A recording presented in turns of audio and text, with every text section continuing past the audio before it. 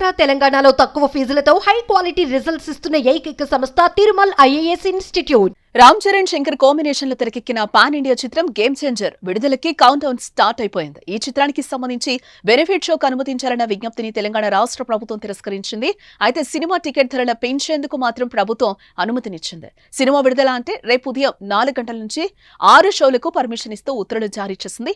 Release day single screens లో అదనంగా ₹100, multiplex లో ₹150 పెంచుకునేందుకు రాష్ట్ర సర్కార్ అనుమతినిచ్చింది. ఇక జనవరి 11 నుంచి 19 వరకు 5 షోలకు సింగిల్ స్క్రీన్స్ లో ₹50, మల్టీప్లెక్స్ లో ₹100 పెంపునకు వెసులుబాటు కల్పిస్తూ తెలంగాణ ప్రభుత్వం ఉత్తర్వునైతే జారీ చేసింది. ఇదిలా ఉంటే ఇప్పటికే ఆంధ్రప్రదేశ్ ప్రభుత్వం టికెట్ ధరల పెంపుతో పాటు బెనిఫిట్ షోకు అనుమతినిచ్చింది. అర్ధరాత్రి 1 గంటకు బెనిఫిట్ షో టికెట్ ధరను ₹600కు పెంచుకునేందుకు వెసులుబాటు కల్పించింది. అలాగే జనవరి 10న 6 షోలకు అనుమతినిస్తూ ఉత్తర్వులు జారీ చేసింది ఏపీ సర్కార్. మల్టీప్లెక్స్ లో అదనంగా ₹175, సింగిల్ థియేటర్లో ₹135 వరకు టికెట్ పెంచుకునేందుకు అనుమతినిచ్చింది.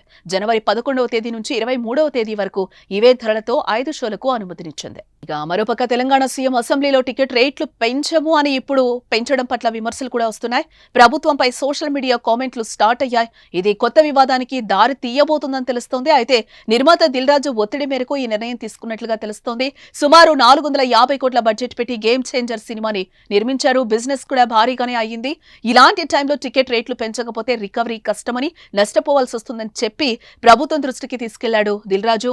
ఆయన ఒత్తిడి మేరకు ఈ నిర్ణయం తీసుకున్నట్లుగా తెలుస్తోంది. దిల్ రాజు తెలంగాణ FDC చైర్మన్ గా ఉన్న విషయం కూడా మనకు తెలిసిందే.